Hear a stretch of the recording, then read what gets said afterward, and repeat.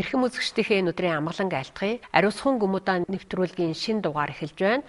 Манай өнөөдрийн нэвтрүүлгийн зочноор Ханд Нинжүд төвийн тэргүүн Гүнзээ өргөдөн ирээд байна. Та Ханд Нинжүд гэж одоо төвдөө өгсөн нэрийг тайлбарлаж ярилцлага эхлүүл. Ханд Нинжүд гэдэг нь манай төвийн нэрийг 9-р богд гэгээн багш маань хайрлсан Ханд Нинжүд. Энэ нь болохоор Ханд Дагнасын уламжлалыг авч явах эмэгтэй хүнийг одоо зохицлон хэлсэн байгаа. Учир нь гэвэл одоо бид нар ялангуяа бурхан шашинд эмэгтэйчүүд маань одоо тарины ёсны гүн йогийн одоо жодол үжингийн урсгал дамжлагыг их заламжлан авч явдаг. Дээрээсээ тийм уламжлалтай ярьсан. Тэгээ энэ уламжлалыг цаашид ч гэсэн авч явахад эмэгтэйчүүд ялангуяа хандын урсгалын дагнасын одоо уламжлалыг цааш дэлгэрүүлэх үүсэд эмэгтэй хүний үүрэг гүйцэтгэх чухлаа гэсэн үүднээс энэ одоо төвийн нэрийг өгсөн юм аа. Одоо өөрийн чинь богд багшаас дамжуулж өгсөн жодол үжингийн номонд сууж байгааг бол одоо телевиз үзэгчид нэлээд анзаарч харсан байх. Жичнээ танил болсон байх. Тэгэхээр одоо энэ багшийн дамжлагтай тэр жодол үжингийн номны тухай жаахан тавч ярил. Богд багш маань жодол үжингийн дамжлагыг шарын шашны гэлэгэн ясны урсгалаар ингэж өөртөө авсан байгаа. Тэгээд энэ дамжлагыг одоо олон монгол эмэгтэйчүүд, олон орос эмэгтэйчүүдэд ингэж дамжуулан хайрлсан. Анх би багшаасаа 1995 онд анх лүжингийн ван авшгийг авч байсан. Тэгээд цаашид ингэж суралцж байх үед олон монгол эмэгтэйчүүд ирж ингэж сурч дамжсан. Идүүгээ одоо монгол оронд бурхан шашинд бол нэлээд тийм жодын шашин дэлгэрүүлэхэд хүчин зүтгэж байгаа гэж бодож байна. 95 онд та ямар учрал тохиолоор одоо богд багшаасын дамжлагыг авах тийм боломж нэгдэв? Дараагийн сүмд шавлан суух үед бол элчин багш биднийг одоо олон эмэгтэй лам нарыг одоо энтэгт явуулах тийм завшааныг одоо хайрлсан элчин багш бакалавр багш. Тэгээ энтэгт очиод нэг эмэгтэйчдийн хийд сууж байх үед дарамт салаад одоо богд гэгээ маань тэнд амьдран суудаг. Тэр цагаас л одоо багштайгаа их холбоотой багш нар очиж ном сонсдог. Надаас гадна 3 эмэгтэй байсан. Тэгээ би тэгэхэд багшаасаа энэ жодол үжингийн дамжлагыг анх сонсоод тэгээ цаашд өвлөн авах юм бол сайхан болцоог нээж өгсөн юм аа. Дарамсаалаад одоо өөрөө ямар сургууль сурч ирсэн? 1994 оноос эмэгтэйчдийн шашны дээд сургууль Жамин Чойлон гэдэг. Тэнд болохоор одоо чойр, гүн ухаан, хэл зүй, граммар гэх мэтчлэн одоо 3 жилийн хугацаатаа сурч байгаад түүний дараагаар бол богд гэгээний одоо лаврын одоо суурин байж, багшийн дэргэд суурин байж мөн далаа багшийн дэргэд чойрын сургууль сурах завшааныг надад өгсөн. Тэгээд би бол ганцаараа биш одоо хэд хэдэн эмэгтэйчүүд ингэж сурч төгсөж ирсэн. Тэр сургуулийн нэр нь бол диалектик институт гэдэг. Одоо чойрын мэтгэлцээний сургууль гэхэд те. Богд багш Монголд одоо морилж ирснийхээ дараахан олон орон хий дээрээ сүм хий дээр эргэж тойрч тэгж морилж залгарч явсан л да. Тэгээд нар хажид хийд дээр байхаа морилж явахдаа нэг тэгж айлтж ирсэн. Одоо бурхны шашин болвол маш их тийм дэлгэр ардчилсан шашин юм аа. Тэнд бол одоо хүнийг нас хүсээр нь царай зүсээр нь ялгарлан гадуурхдаг тийм үзэл онол байдгүй юм аа.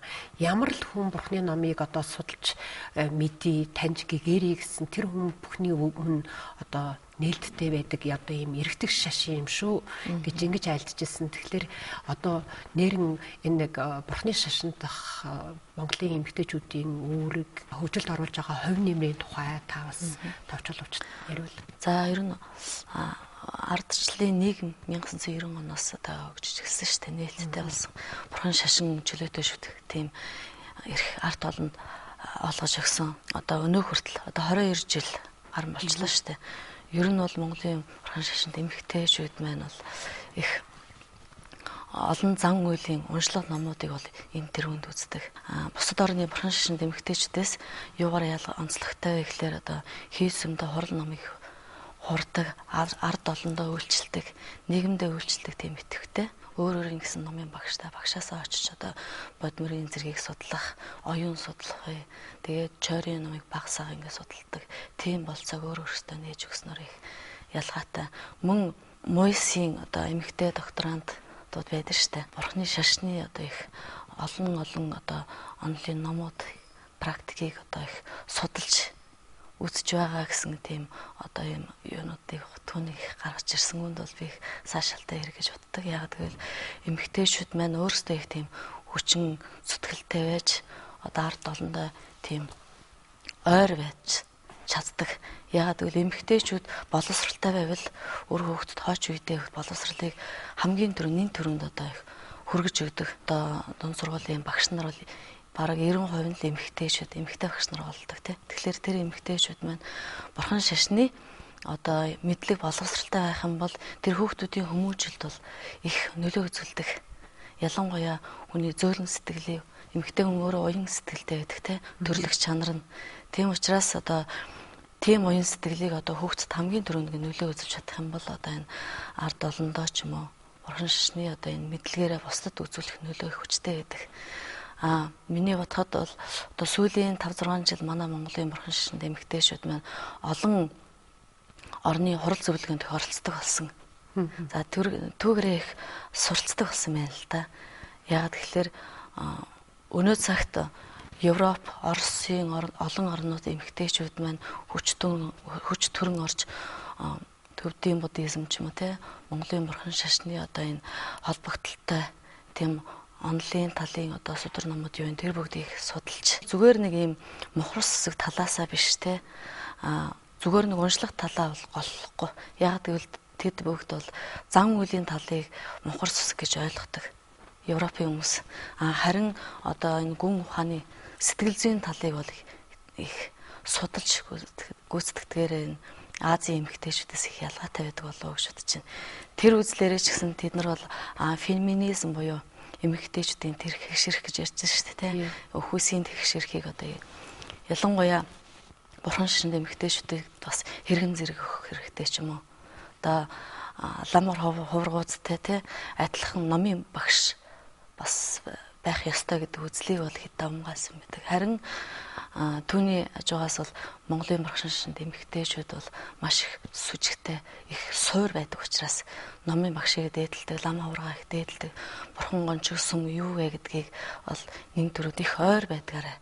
Дээрээс яг тэгвэл дээрээсээ одоо юм уламжлан дамжигдаж ирсэн бүр сэтгэл зүрхэнд шингэсэн учраас их хүндэтгэлтэй ханддаг. Түүний хажуугаар төвдийн бурхан шашинд эмэгтэйчүүдтэй нэг Илмаа гэдэг чинь эмэгтэй ховрогууд одоо үед бол их чойрын номыг их судалж байгаа. Далаа агш өөрөө тэд бүгдд одоо та эмэгтэй ховрогууд, эмэгтэй ани нар та бүгд бол чойрын гүн ухааныг заавал сурах хэрэгтэй. Гүн ухааныг эмэгтэй хүн одоо тийм мэдлэг боловсролыг өөртөө эзэмшиж одоо цаашдын бурхан шашинд ч гэсэн илүү нөлөө үзүүлж чадна гэсэн дээрээсээ тийм одоо юм зарилгатай учраас тэд нар маш их тийм зоримог хөдөлж чаддаг. Зоримог сайн сурдаг тийм ээ. Одоо чойрын эмэгтэй багш нар их төрөн гарч байгаа номын багш нар. Харин Монголд бол номын багш нар, эмэгтэй номын багш нар их цөөн байдаг. Гэлэнмаа гэдэг үг ер нь одоо эмэгтэй хуврагуудын тухайд нэг хэрэгэлдэггүй. За гэлэнмаа гэдэг сахилал илүү давмгай байдгүй. Сахил сонорыг одоо хэр олон тоотоо зүйлээс агч байна. Тэрнгээр их дараалалтай байдаг. Гэлэнмаа гэвэл одоо энэ бага Азууд буюу бага хөлгөний шашны эмэгтэйчүүд их хвчлэн сахидаг. Их хөлгөний шашинд бол энэ гэлэнмаагийн уламжлал жоохон тасарсан гэж үздэг. Гэвч одоо энийг сэргээхийн тулд одоо их олон хурал зөвлөгөөний далаа агшаас их хүсдэг. Ялангуяа энэ Европын одоо эмэгтэйчүүд те бурхан шашны эмэгтэйчүүд их хөлгөнд гэлэнмаа нар одоо юу яагач зан үйлийг сахидаг болгооч гэсэн. Гэлэнгийн санаар сахидаг тийм сахил өгөөч гэж их хүсдэг юм байна. Хүсдэг. Тэр зан заншил уламжлал жоохон тасарсан гэж үздэг. Яг тэгвэл бурхан багш бурханы шашинны хэсэгтээ одоо бас жоохон доройтчихсан тэр цаг үед л нэг жоохон доройтсон болов уу гэж үздэг. Тэгээ сэргээхэд энэ уламжлалыг дагаж явсан авч явдаг одоо энэ дээд хуврагууд одоо тэрийг дагаж явдаг хуврагууд маань бас хэн байна гэдгийг бас судалж байгаа юм л та. Одоо Монголд бол гяцл маань их байдаг. Буйны ёсыг сахигч гэсэн үг л дээ. Ахуй ёсонд бол 5 ёс байдаг шүү дээ. 10 хар нүглийг төвчээд 10 цагаан буйн шамдыг гэдэг маань одоо энэ геном мас хэлээд даагч. Одоо нэг нөхөртэй байж болно, нүүр хүүхэдтэй байж болно гэдэг чинь. Түүний дээдлийн сахилыг бол гяцулмаа ёс сахигч дэг журамтай байх хэрэгтэй гэж ярьдаг шүү дээ. Ёс суртахуун. Тэрийг баримтлагч эмэгтэйчүүд маань нөхөргөө ч юм уу те одоо өссөн чаван сахил гэж ярьдаг шүү дээ. Тэр бүгдийг одоо авч явдаг, өөр янзын хувцсамсдаг. За түүний дээдлийн одоо гэлэнмаа гэсэн юм Монголд бол байхгүй. Төвдөгд ч бас байхгүй. Тэгэхээр бага хөлгөний уламжлалт бол энэ ёсыг бол хатуу баримталдаг. Тэгээд Монголд болохоор хандмаа гэж ярьдаг. Арай өөр.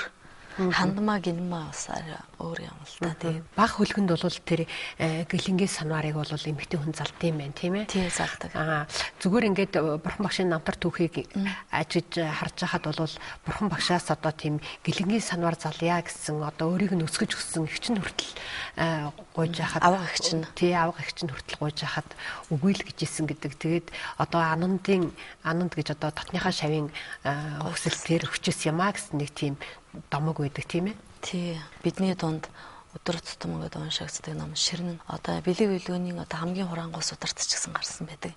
Язгуурын хөвгөн, язгуурын одоо их гэж ярьдаг шүү дээ. Энэ болохоор юугаараа язгууртай амьдлээ бурханлагч мөн чанар бол эрэгтэй эмэгтэй айл айланд нь тэгш байдалд оршдгоо гэсэн утгыг бурхан багш номлолдооч гэсэн гаргасан байдаг. Тэр утгаараа эмэгтэй ховргууд ч юм эмэгтэй хүн ч гэсэн бурханлаг мөн чанартай. Эмэгтэй хүн өөрөө уян чанартай байдаг.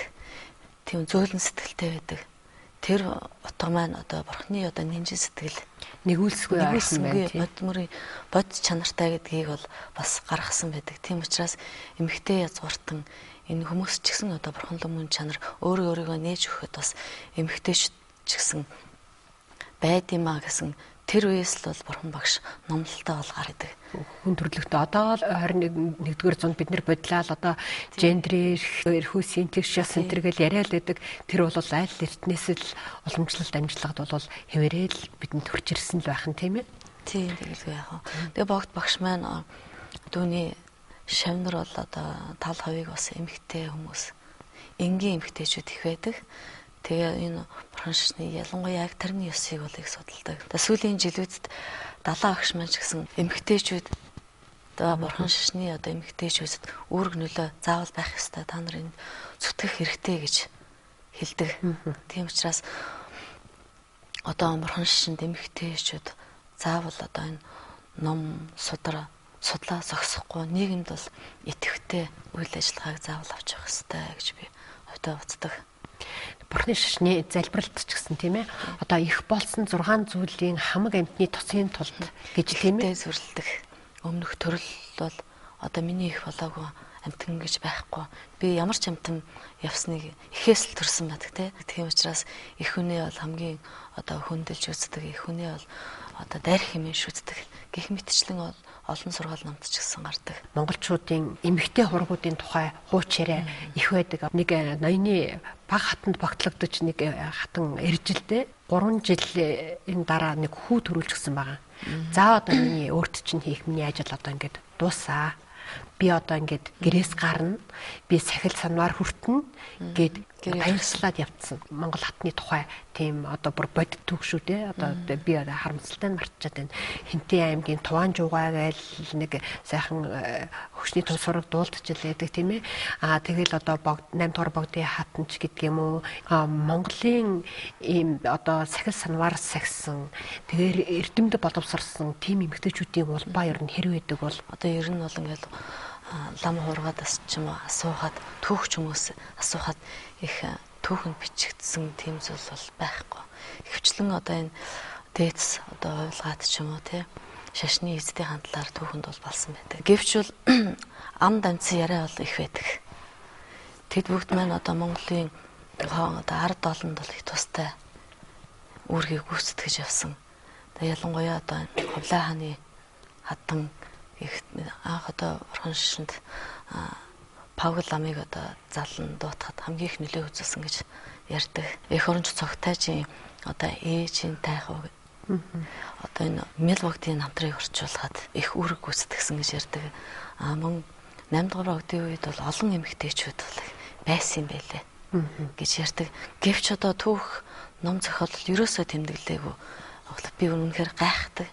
Яагаад тэмдэглээгүй байдаг юм болоо гэж үнэхээр хүмүүсээ асууж явдیں۔ 8 дугаар богдын одоо хатан дархийн хувилгаан, цагаан дархийн хувилгаанд ондогдуулан хатан бол одоо Монголын түүхэнд төдийгүй шашны одоо энэ бичигдэх ёстой хүний нэг байсан. Одоо их олон одоо энэ шашны одоо үйл ажиллагаанд гардан ажиллаж байсан. Одоо Монгол дайнжур гэж ярьдаг тий. Дайнжурын тэр бот номуудыг хийхэд бол гардан оролцож байсан. Бурхан шашинд эмэгтэйчүүдийн үйлийг бол цаагаарн их нөлөө үзүүлж байсан. Бурханы шашны үйл хэрэгт бол зөвлөгч болж байсан.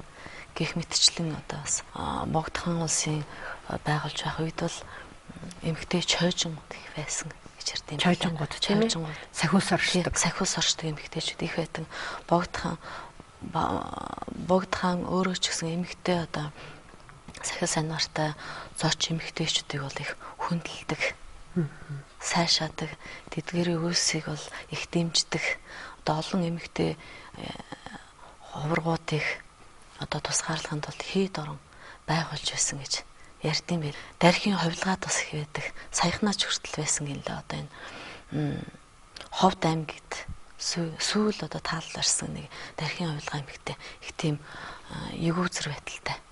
Одоо энэ дөвчин маягийн байдалтай. Тэгээл одоо юм хүний тусын тулд янз бүрийн зан үйлийг хийгээд явждаг. Одоо их онштой тэгсэн байна, ингэсэн байна гэдэг бүх одоо барцас саадыг арилгаж өгдөг эмэгтэй хүн их байсан гэж байна. Сая таны хэлдэг Хинтэн аймгийн Догоо гэдэг шиг Дуван жуугай одоо их мундаг эрдэм номтой ялангуяа одоо тарны ёсныг ном их дээдлэн барьсан. Одоо багадаа бол ханд хажид бурхныг одоо бодтой харсан гэж ярьдсан байлээ тэр хөгшин. Гэхдээ бол өөр хөөгдгөө. Гэхдээ өөрөө олон шав нартай. Тэгээ шав нартай өөрийнхөө номыг өвлсөн ийм одоо мундаг сайхан хөгшин. Бараг 110-аад наслсан баха тий. Тэгж ярьдаг.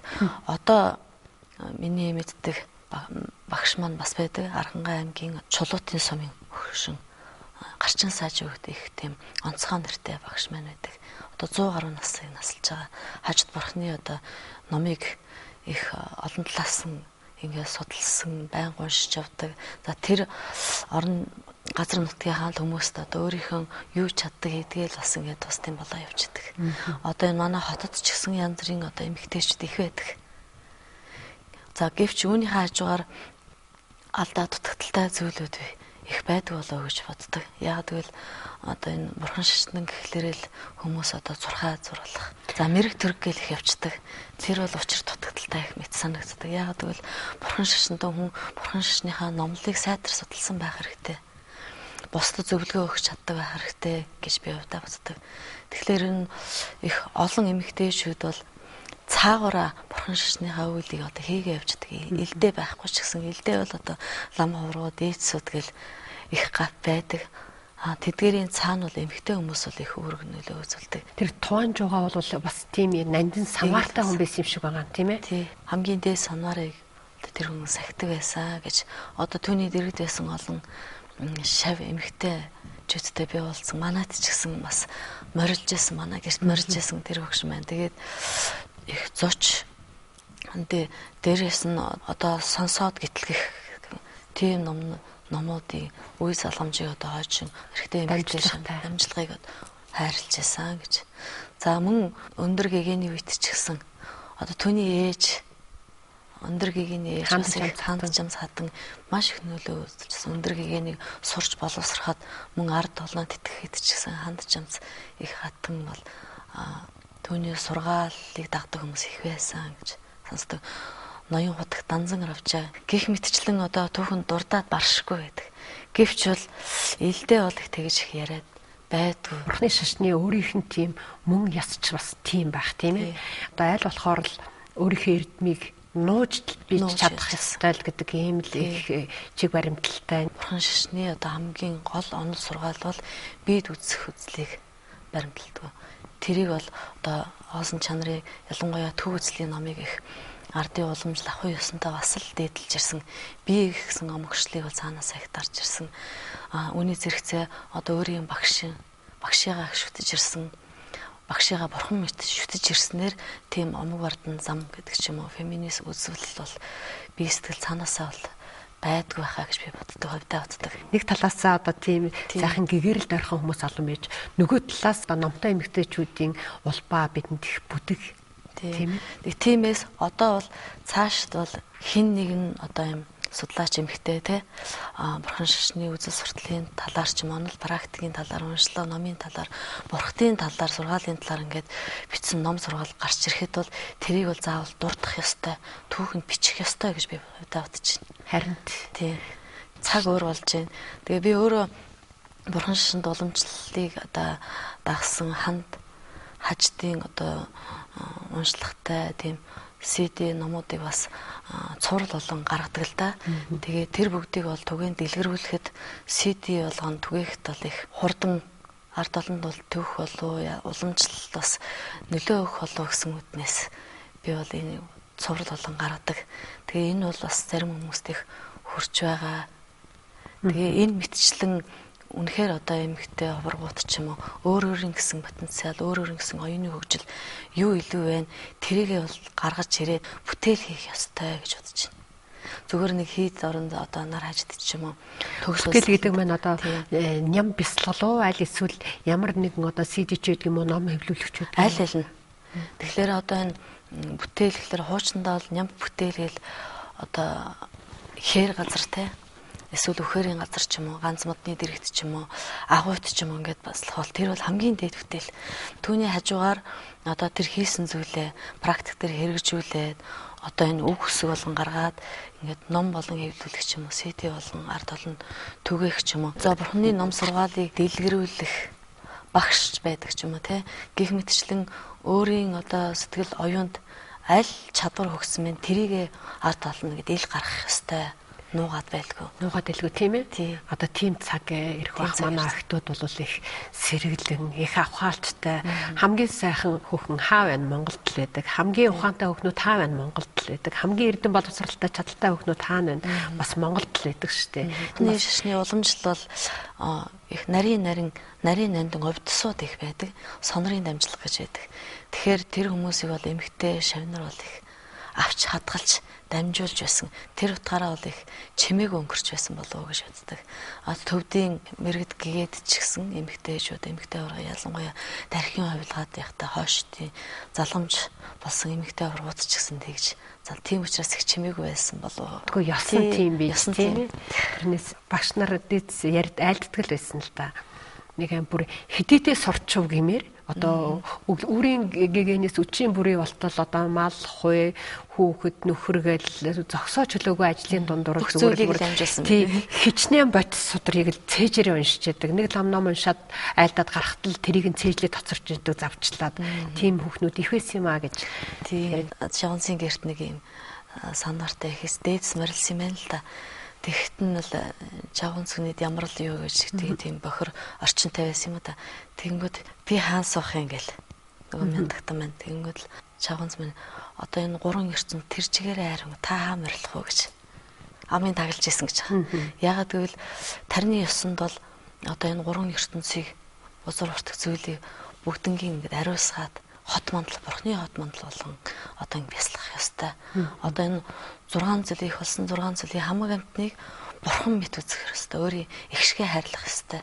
Тийм учраас бурхан болон те хот мандал одоо бурхны хот мандал тэр чигээрээ ариусж байгаа юм чинь хаач мөрсөн буртаг байхгүй. Та одоо хаа морилох вэ гэдэг. Ариусгач тийм ээ. Эмэгтэй хүнд өгдөг хамгийн сайхан монгол хэлээр нэрдэгддэг сахилыг бол чавгант сахил гэдэг тийм ээ. Гэтэл тэр сахилын нэрийг манайхан ягаад ч нэг тийм дорд хэмжээний нэг тийм ягтнэр мэтэр хэрэгэлдэг болсон настай эмэгтэй хүн дээрээ доромж маягтай хэрэгэлдэг болчихсон. Энэ үгийг бол сайхан сэргийх хэрэгтэй юм шиг санагддаг шүү дээ. Тэгэлгүй яах вэ? Хуучны үед бол 60-аас хойш ч юм уу те одоо энэ сахилаа авсны дараа цэвэр буйны мөрд ордог. Тэгээд цаашд ингээд улам ингээд бурхны шашныхаа номыг ингээд тарны ёсны тоонд нүргэх ч юм уу те их олон зүйлийг хийхэд бол цаг хугацаага өөрөө өөртөө зарцуулж байгаа тийм болцоог нээж өгч байгаа байхгүй. Тэр санаар бол чаван санаар хүн өөрийнхөө зам үйл одоо гэгэрлийн замд өөрөө хөтөлж байгаа учраас Их зөв зөвтэй алхмыг хийж байгаа учраас тэр одоо хуучны чавганц ёсыг сахил занварыг бол одоош заавал хэрэгжүүлвэл их сайхан. Одоо ч гэсэн бас дороотойг бол байгаа л хөдөө орон нутгаар ингэ явж байгаад ч гэсэн одоо юм ихтэй би одоо сахил залах гэсэн юм аа. Одоо би эмээ болж байна. Сайн авах гэсэн юм аа гэх мэтчлэн ийм хүмүүс бол их байдаг. Цаг үе өөр бас явд юм байна. 21 одоо 22 дугаар зуун гэх мэтчлэн Бурхны шашин ямар ч ягшмал биш учраас өөрөө хөгждөг, цагаа дагаад хөгждөг мөн чанар нь хэвээрээ байж лээдэг өөрчлөл хүрээр тайлж байна. Яг тэгвэл хүн өөрөө сэтгэлтэн амтан учраас тэр Бурхны шашны номлол нь өөрөө сэтгэлийг засах ном байхгүй. Тийм үеийн үед л одоо хоцрохгүй. Бурхан багш номлохтой 2600 жилийн тэртэл одоо энэ номыг л номлож байсан. Одоо ч гэсэн хоцроогүй. Харин ч одоо энэ шинжлэх ухааны одоо олон ололтууд ч гэсэн Бурхан шашны одоо энэ гүн ухааныг одоо л нээж эхэлж байна шүү дээ. Эмтэгт байгаа төвд одоо эмэгтэй ховргууд бол шинжлэх ухааны талыг их үзэж. Тэд нар бол чойрын багш болсон гэж төрөлсөн шүү дээ. Чойрын 5 ботыг судалж төгсөөд шинжлэх ухааныг одоо энэ гүн ухаатай хавсруулж нийцүүлж ингэж үзэхэд ухаан олон тэнэлж байдаг. Тэгээ цаашд ч гэсэн одоо олон улсад лекц уншиж эхэлж байгаа. Манай Монгол эмэгтэй ховргууд ч гэсэн би бас тэгээс нэгэн цагт унших бах тийм нэгэн цагт уншина. Одоо эхэлж байгаа юм ч гэсэн одоо 5 6 жилийн дараа одоо бие бинийгээ дэмжиж ирэх юм бол их олон зүйлийг бол амжуулж чадна шүү дээ гэж ихс дээдсүүд болон төв тавилгаад байгаа дээр л их номыг л судалж үзэх хэрэгтэй болоо. Жишээлбэл наацхан л одоо монголчууд бид нар ном уншуулъя гэж өдөр тутам ингэж банданд очиод ном бичүүлдэг шүү дээ. Тэгэхээр тэр уншуулж байгаа номнуудынхаа учир начрыг бас олох хэрэгтэй. Дарих нь үс өвтэй гэдэг юм л гинлээ гэж бас ингэж болохгүй. За дарихыг одоо уншихад яаж зөв унших вэ? Дарих бурхан хэрхэн үүсэж мэдлсэн гарч ирсэн түүхээс нь судлах хэрэгтэй. Дарихыг дагнасан одоо олон ном бот зохиолууд байдаг. Их олон талын судалгаа байдаг. Бурхны тарин маань бурхны өөрийнх нь алдар байдаг. Жишээлбэл дайры дүүрий сувгаа гэж уншихад те дайры гэж арья дайр буюу дарихыг хэлж байгаа.